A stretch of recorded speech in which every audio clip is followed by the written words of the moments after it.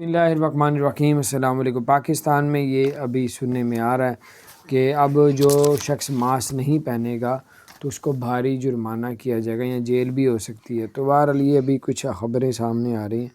अभी कितना जुर्माना होगा वो सामने नहीं आया, अभी वैसे उन्होंने एक बताई हैं चीज़ें। तो बहरहाल अल्लाह ताला खैर करे, अल्लाह ताला आप सबको और हम सबको हर तरह की वबा से अपनी पनाह में रखे। और अगर आपने हमारे चैनल को सब्सक्राइब नहीं किया ज़रूर सब्सक्राइब कर दें, बेल आइकन प्रेस कर दें ताकि नई सी अपडेट्स आप तक पहुँचती रहें। अस्सलामु अलैकुम रहमतुल्लाहि व बरकातुहू।